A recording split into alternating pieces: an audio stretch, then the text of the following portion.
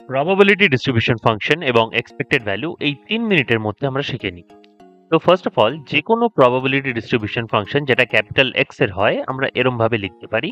মানে এখানে ধরুন কোনো একটা ফাংশন আছে কে এক্স স্কোয়ার অ্যান্ড আমাদের একটা ডোমেইন থাকবে যার মধ্যে এটা ভ্যালিড হবে অ্যান্ড এটা 0 হবে আদারওয়াইজ। তো এটাকে একটা পিডিএফ বলা হয় ফর সাম রিজন, যেমন এটার যে টোটাল প্রবাবিলিটি সেটা হয় 1 এবং এর এক্সপেক্টেড ভ্যালু বার করা যায়। তো এই এক্সাম্পলটার মাধ্যমে আমরা নানানভাবে দেখে নেব কিরম ভাবে এক্সপেক্টেড ভ্যালু এবং পিডিএফ বার করা যায়। তো প্রথমত এটা একটি স্যাম্পল ফাংশন। তো ফার্স্ট কন্ডিশন আমার কাছে সবসময় থাকে যে টোটাল প্রবাবিলিটি কত হয় 1 হয় এন্ড এটা কি রকমের ফাংশন, এটা কন্টিনিউয়াস ফাংশন।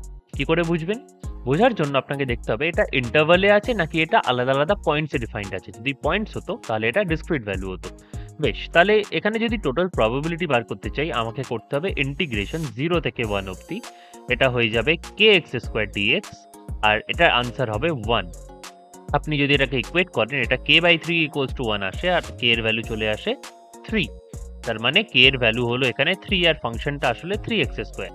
এবার যদি আপনি এক্সপেক্টেড ভ্যালু চান e of x বেসিক্যালি, সেটার আনসার হবে সেম ভাবে integration 0 to 1 x multiplied by fx dx। তো এটাকে আমরা বলবো এক্সপেক্টেড ভ্যালু অফ x। তো x² যদি হতো এটা ex² হয়ে যেত এই জায়গাটা। তো এই ইন্টিগ্রেশনটা আপনি আবার যদি করেন এটা হবে 0 to 1 3x³ dx, যেটার ভ্যালু হয় 3/4। এরম ভাবে নানান এক্সপেক্টেড ভ্যালুও বার করা যেতে পারে। আরো এরম দেখতে গেলে সাবস্ক্রাইব করুন।